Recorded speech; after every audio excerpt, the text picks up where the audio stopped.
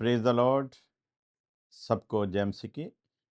आज के इस प्रोग्राम को आपके सामने लाने का जो मेन मकसद है वो ये है कि मैं पिछले काफ़ी दिनों से देख रहा हूँ, आए दिन कभी छत्तीसगढ़ में, कभी कहीं यूपी में, कभी राजस्थान में, कभी कर्नाटका में, कहीं ना कहीं किसी ना किसी चीज़ का इश्यू बनाकर बेवजह मसीही लोगों को परेशान किया जा रहा है। वही घिसे-पिटे इल्ज़ाम हैं जो शुरू से ही लगाते आ रहे हैं कि ये लोग लालच देकर, भरमाकर या ज़बरदस्ती करके लोगों का धर्म परिवर्तन करते हैं।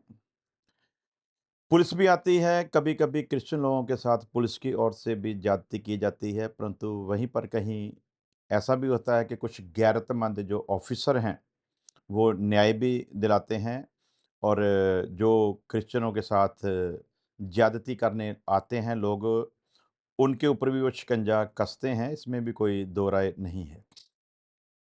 सो ये सब घटनाएँ आज नई नहीं हैं, ये शुरू से ही क्रिश्चियनों के साथ होती आ रही हैं। वही इल्ज़ाम जो लगाए जाते हैं आज तक, मैं बहुत हर बार ये कहते हैं कि कभी किसी कोर्ट में ये साबित नहीं हुआ। और वैसे भी अगर देश में कहीं भी कोई गैर कानूनी काम हो रहा है, तो उसे रोकना प्रशासन का, पुलिस का काम है, ना कि किसी भी धर्म के पैदा किए हुए गुंडों का। किसी को भी कोई आपत्ति है, तो वो अपनी रिपोर्ट पुलिस के पास दर्ज करवा सकता है। यदि कहीं कोई धर्म परिवर्तन हो रहा है, तो पुलिस इतनी इतनी गहरी जाँच कर लेती है, तो पुलिस के लिए कोई मुश्किल काम नहीं। तो इसके बदले में ये जो संगठन है, ये कह देते हैं कि पुलिस के आने की इंतज़ार थोड़ी कि ना की जा सकती है। जब पुलिस आएगी तो लोग इधर-उधर जा सकते हैं, जहाँ वो उधर से कुछ बदल सकते हैं, कुछ ऐसा हो सकता है। ऐसी बचकानी सी बातें जो है वो कर दी जाती हैं। मेन पॉइंट यही है, भारत में किसी भी धर्म के संगठन को संवैधानिक तौर पर ऐसा कोई अधिकार नहीं कि वो किसी के चलते धार्मिक प्रोग्राम में जाकर खलल मचाए। ये सीधा-सीधा किसी की आस्था पर हमला है। ये सीधा-सीधा हमारे देश के कानून के मुताबिक जो हर इंसान को अधिकार मिले हैं, उन पर हमला है और ये सीधा-सीधा गुंडागर्दी है।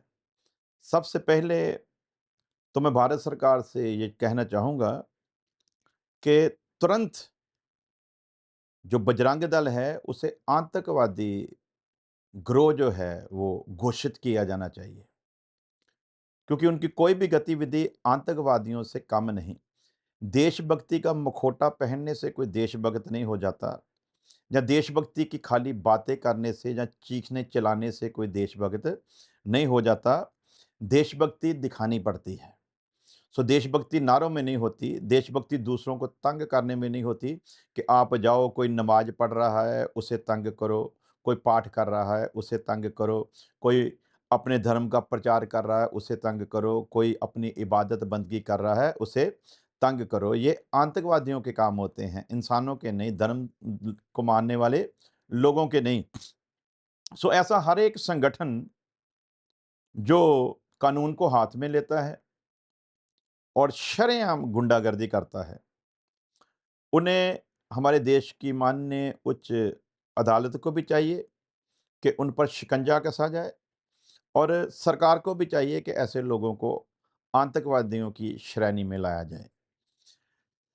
आर्टिकल 25 से लेकर 28 तक जब हम उसकी स्टडी करते हैं, तो हमारे सामने ये बात खुलकर आती है कि भारत में हर मज़हब, हर धर्म, हर जाति के बंदे को ये आज़ादी है कि वो किसे माने या किसे ना माने। और किसी के पास ये हक नहीं कि किसी को रोक सके कि तुझे इसको मानना है, तुझे इसको नहीं मानना।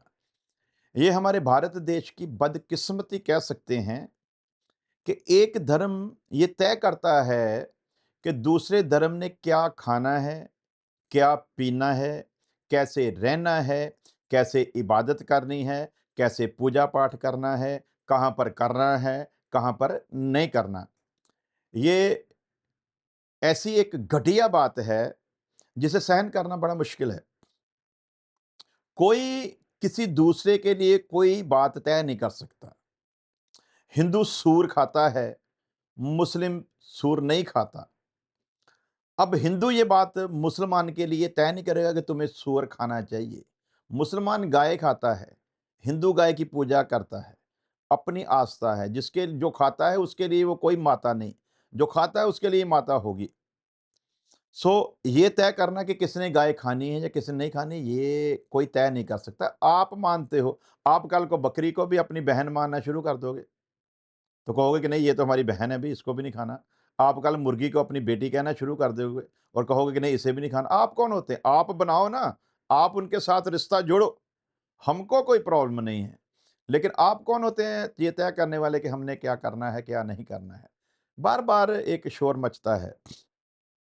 मैं कल एक वीडियो देख रहा था, एक राजस्थान का चैनल है, उस पर वो कह रहे थे कि ठीक है, अगर आप लोगों ने अपना धर्म परिवर्तन कर लिया है, तो आप उसका ऐलान करें। हाँ, जिसने धर्म परिवर्तन कर लिया है, उसे चाहिए कि वो ऐलान करे, जिसने किया है। जिसने किया नहीं, वो क्यों ऐलान करे? जिसने किया नहीं, वो क्यों ऐलान करे? और आप तो खुद उसका धर्म परिवर्तन कर रहे हो, वो तो करना चाहता ही नहीं। वो तो जैसे ब्रह्मा, विष्णु, महेश को मानता था, वो जैसे गुरु नानक देव जहाँ दूसरे गुरुओं को मानता था, जैसे वो मोहम्मद रसूल जहाँ मुसलमानों के हिसाब से कुछ मानता था, वैसे ही वो अब यीशु मसीह को मान रहा है। आपको क्या तक आप तो खुद कह रहे हो कि आप धर्म परिवर्तन करो। धर्म परिवर्तन रोकने के लिए आप आते हो और धर्म परिवर्तन करने के लिए मजबूर कर रहे हो। आप कहते हो कि अगर आपने धर्म परिवर्तन कर लिया है तो ऐलान करो, क्योंकि आप धर्म परिवर्तन करके फिर आप वही सारी सुविधाएँ ले रहे हो एससी, एसटी की।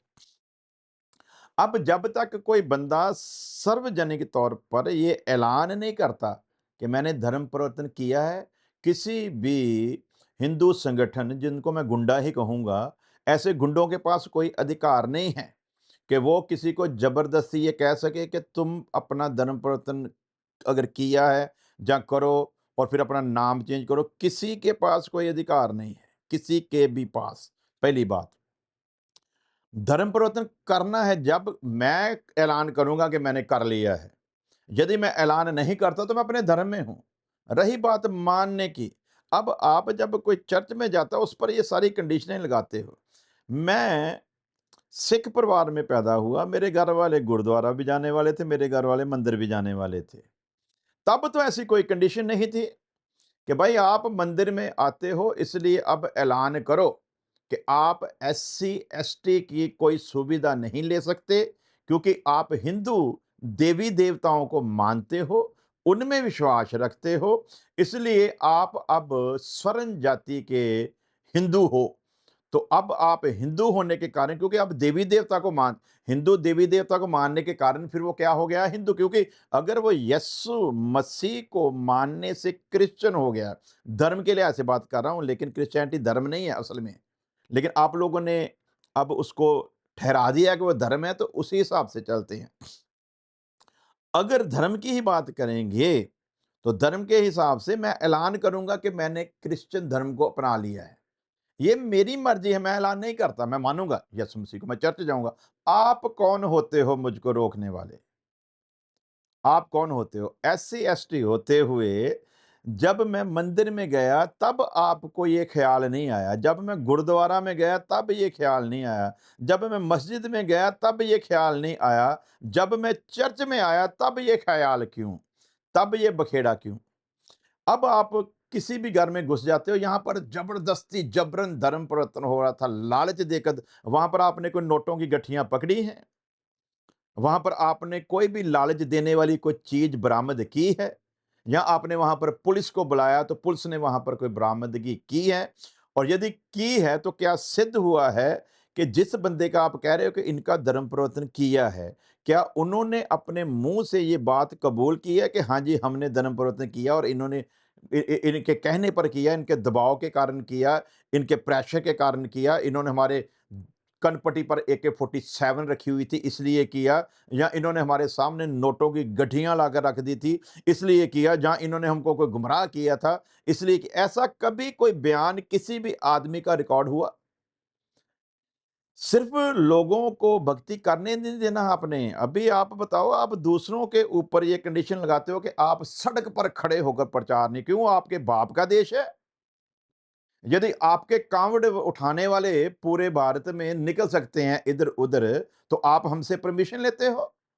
जब आपके जगराते होते हैं और सारी-सारी रात लोगों के कानों में स्पीकर की आवाज़ गूंजती है, तब आपका कानून अलग है। उसी भारत में रहते हो। हमारे माननीय प्रधानमंत्री नरेंद्र मोदी जी क्या फरमाते हैं? एक देश, एक कानून, एक इलेक्शन, ऐसी एक-एक सारी बड़ी बातें वो करते हैं। तो जब कानून एक है, तो वो हिंदू के लिए भी वैसा ही है, वो मुसलमान के लिए वैसा है, वो सिख के लिए वैसा है, वो क्रिश्चियन के लिए भी वैसा है, वो नास्तिक के लिए भी वैसा ही है।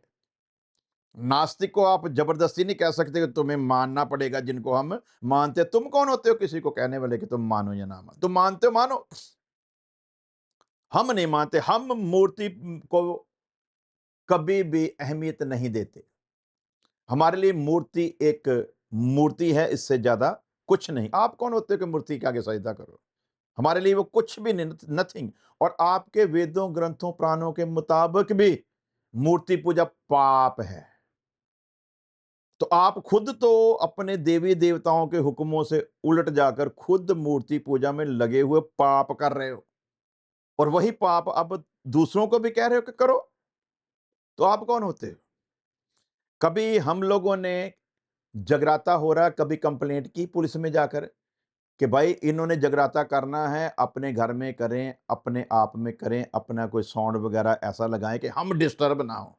अब वो राजस्थान वाली जो प्रेस रिपोर्टर की मैं बात कर रहा हूँ, बोलते हैं कि इनके ऐसा करने से हम डिस्टर्ब होते हैं। अभी वो कांवड़ उठाकर चल रहे थे, रास्ते में स्टेजें लगी हुई थी, अश्लील डांस कर रही थी लड़कियाँ, तब आपकी आस्था को ठेस नहीं पहुँची, तब आप लोग डिस्टर्ब नहीं हुए। जब गंदगी फैलाई जा रही थी, तब आप डिस्टर्ब नहीं हुए। कोई अपने ईश्वर का नाम ले रहा है घर में बैठकर, तब आपको तकलीफ होती है। पंजाबी में वो है, तो वो है, नवरात्रों में वो कंजकें बिठाई जाती हैं, छोटी-छोटी बच्चियों को खाना खिलाया जाता है। आप परमिशन लेकर करते हो? आप अपने घर में जगराता करवाते हो, तो आप आस-पड़ोस के ख़्याल रखते हो कि वो डिस्टर्ब होंगे ऐसा करने से? फिर सबसे बड़ी बात, भारत में जितने भी चर्च हैं, मेरा ख़्याल से कोई ऐसा चर्च होगा, जब वो बंदगी करते हैं तो ऊपर लाउड स्पीकर लगाया हो। ऐसा कभी नहीं होता। और बाकी अगर मस्जिद हो, वहाँ पर भी अज़ान हो रही है। अगर मंदिर हो, वहाँ पर भी माता की भेंटें सुनाई पड़ती हैं। अगर गुरुद्वारा हो, वहाँ पर भी सुबह 4 बजे वहाँ के ग्रंथी उठते हैं और स्पीकर में वो लोग अपना जो भी अपनी आस्था के मुताबिक पढ़ते हैं, बाणी को वो पढ़ते हैं। तब कभी किसी अन्य जाति के लोगों ने कभी इस बात से इतराज़ नहीं किया, भाई आप लोग गुरुद्वारा में आस्था रखने वाले हो, आप अंदर बैठकर पढ़ो ना अपनी बाणी को। जो नई बाणी को जानता या जो नई बाणी में विश्वास रखता, उसको आप क्यों डिस्टर्ब कर रहे हो? कभी किसी ने कहा? नहीं कहा। क्यों? कोई बात नहीं, भाईचारा है। करते हैं, करने दो, कोई कंप्लेंट नहीं करता। आपके मंदिरों में लाउड स्पीकर चलते हैं, गुरुद्वारों में लाउड स्पीकर चलते हैं, मस्जिदों में चलते हैं। हमने तो कभी नहीं कहा कि इससे हम डिस्टर्ब होते हैं, कभी नहीं कहा। तो अब जो घर में कर रहे हैं ना, वो तो घर के अंदर कर रहे हैं, कहीं कोई शोर-शराबा नहीं हो रहा, उससे आपको तकलीफ हो रही है। इसके उलट आपके बाहर ऑर्केस्ट्रा लगी हुई हैं। अब तो रामलीला में भी ऐसी अश्लीलता फैलाई जाती है स्टेजों पर, उससे आप डिस्टर्ब नहीं होते, उससे आपकी आस्था को ठेस नहीं पहुँचती। जब आम मनुष्य हनुमान का रोल कर रहा है, रामचंद्र का रोल कर रहा है, कृष्ण का रोल निभा रहा है, कोई कोई रोल निभा रहा है, तब आपको डिस्टर्ब नहीं होती। कोई शिव जी बनकर बेहुदा डांस कर रहा है, आपको तब कोई डिस्टर्बेंस नहीं होती। सिर्फ़ एक प्रभु यीशु मसीह का कोई नाम लेता है तो आपको डिस्टर्बेंस होती है। क्यों? आपको इतना डर क्यों सता रहा है? क्रिश्चियन से आपको इतना डर क्यों सता रहा है? कितने मंदिर थे जिनको गोरों की सरकार में तब्दील करके चर्च बनाया गया? कितने मंदिरों पर उन्होंने अपने राज्य में हमला किया था? बताइए। पूरे अधिकार में थे, कभी किसी को डिस्टर्ब नहीं किया। राज्य करना हर बंदे का काम है, वो आए राज्य किया। आपके आप में दम है तो जाओ ना, आप भी करो इंग्लैंड पर राज्य, आप करो अमेरिका पर राज्य। आपसे होता नहीं है और ना आपसे होगा ही, क्योंकि आपकी नीतियां गलत हैं।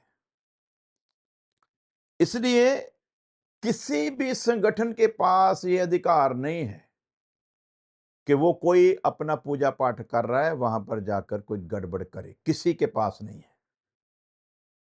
और यदि आप बोलते हो कि नहीं, किसी को डिस्टर्ब नहीं किया जाता, तो फिर ये सारा देश का कानून सभी धर्मों के लिए एक सा ही होना चाहिए। यदि सिख भाई नगर कीर्तन निकाल सकते हैं, तो फिर क्रिश्चियन भी वैसा ही अपने तरीके से जो उनकी आस्था के मुताबिक है, वो कर सकते हैं। यदि एक हिंदू जगराता कर सकता है, तो फिर क्रिश्चियन के पास भी ये पूरा अधिकार है कि वो भी अपने हिसाब से जो भी उन्होंने इबादत बंदगी कन्वेंशन करनी है, वो भी कर सकते हैं। यदि एक जगराता या एक कीर्तन दरबार जो है, वो सड़क को रोककर, ट्रैफिक को जाम करके यदि वहाँ पर वो किया जा सकता है, तो यदि उनके पास अधिकार है, तो फिर क्रिश्चियन के पास भी ये अधिकार है कि वो भी कर सकता है। रही बात प्रचार करने की, मेरी मर्जी, मैं सड़क पर होकर करता हूं, आपको अच्छा नहीं लगता आप ना सुनो। अब बात आती है मेन, आपको ये आदिवासी लोगों को, ये गरीब लोगों को, ये SC ST लोगों को क्रिश्चियन बना रहे हैं, तो आपके पेट में क्यों तकलीफ हो रही है? आपको क्या प्रॉब्लम हो रही है? जिस जाति के लोगों से आपने अथाह नफरत की पिछले 5000 साल से करते आ रहे हो, आज भी कर रहे हो। उस जाति के लोग जिनको आपने कभी मान्यता दी नहीं, जिनकी बहू बेटियों के साथ आए दिन आप लोगों के द्वारा रेप किए जाते हैं, जिनकी कोई सुनवाई भी नहीं होती। अब वैसे लोग जिनके पास ये संदेश पहुंचता है क्रिश्चियनिटी का, तो उन्हें लगता है, उन्हें पता लगता है कि यहां पर इंसानियत है और हर आदमी को बराबरता का अधिकार दिया जाता है। अब उनके जीवन में प्रभु यीशु मसीह का जब नाम जाता है, तो उनके जीवन से दरिद्रता दूर होती है। असली नाम पहुंचा है उनके पास, इसलिए उनको कोई लालच नहीं दिया जाता, उनको कोई पैसा नहीं दिया जाता, उनको समानता मिलती है, उनको एक मनुष्यता का जो अधिकार है वो मिलता है। उनको पूरा सम्मान अपने समान दिया जाता है। वहां पर जाति भाव भेदभाव नहीं किया जाता। वहां पर नीच नहीं कि तेरा तेरा शैडो पड़ने से भी मैं अपवित्र हो सकता हूं, तेरे बोलने से भी मैं अपवित्र हो सकता हूं, तेरे देखने मात्र से मैं पवित्र हो सकता हूं, तेरे छूने से मैं अपवित्र। वहां पर ऐसा कुछ भी नहीं है। वहां पर तो एक प्याले में सब पीते हैं, किसी भी जाति का हो। अब वहां पर जब वो ये सारा सिस्टम देखते हैं, उनको वो अच्छा लगता है, इसलिए वो फिर चर्च आते हैं। आपने तो दीन नफरत है। आपका तो अभी हमारे भारत का जो सरकार है, वो क्या कर रही है? सरकारें इसलिए बनाई जाती हैं कि वो देश की उन्नति तरक्की के लिए काम करें। लोग वोट इसलिए देते हैं कि उनको नौकरियां मिले, उनको अच्छा स्वास्थ्य मिले, उनको अच्छी एजुकेशन मिले। लेकिन इसके उलट हमारे भारत की बदकिस्मती है कि वहां पर सरकार बनकर वो एक विशेष जाति के लिए काम कर रही है और फिर एक विशेष जाति का नाम लेकर नारे लगाकर लोगों को गुमराह करती है। वो भी तो गुमराह कर रहे हैं ना। फिर अगर क्रिश्चियन प्रचार करके गुमराह करते हैं, तो वो भी फिर गुमराह करते हैं, बराबर के दोषी हैं फिर। तो समानता का अधिकार जब होते हैं ना, बात होती है, तो बात यह है कि आपने तो कुत्तों से भी बदतर इंसान को समझा। कुत्ता आपके तालाब से पानी पिए, कोई प्रॉब्लम नहीं। लेकिन एक अगर छोटी जाति का भी कैसे, छोटी जाति का कैसे हो सकता है कोई? जब परमेश्वर ने एक इंसान को धरती पर आने का मौका दिया है, जन्म लेने का मौका दिया है, उसकी कोई जाति नहीं, वो कोई बड़ा छोटा नहीं, गरीब अमीर हो सकता है, लेकिन छोटी जाति ये आपके बनाई ना ब्राह्मणों ने, उसी का खमियाजा भुगत रहे हैं। अब आपको डर सताता है। असली बात क्या है? असली बात यह है कि दिन रात आपको डर सताता है, आप डरपोक हो। आपको डर सता रहा है कि कहीं कोई कौम मेजॉरिटी में ना आ जाए, ये डर है। वही डर आपको दिन रात टिकने नहीं दिया। दूसरा डर आपके अंदर यह है कि हम भारत के मूल निवासी नहीं हैं, अगर कल को भारत के मूल निवासी जाग उठे तो हमारा क्या होगा? हम कहाँ जाएँगे? हमारा तो कोई देश भी नहीं है। इस्राएली तो फिर आकर इस्राएल में बस गए थे, लेकिन हम कहाँ जाएँगे? यही डर आपको दिन-रात सताता है कि मेजॉरिटी में हम रहें, और उसी मेजॉरिटी को बनाए रखने के लिए जब आपको ज़रूरत होती है, तब बाकी की सारी नीची जातियों के साथ आप हिंदू धर्म में लिखते हो। लेकिन जब हिंदू धर्म की समानता देनी होती है, तब वो शूद्र हैं, तब वो नीच हैं। आपकी यही घटिया बातों के कारण बहुत सारे लोग आपको छोड़ रहे हैं। कोई बौद्ध धर्म अपना रहा है, कोई जैनियों में जा रहा है, कोई राधा स्वामी बन रहा है, कोई निरंकारी बन रहा है। इसी वजह से कि आपने सिवाय नफ़रत के और कुछ नहीं दिया, और अब भी आप वही कर रहे हो।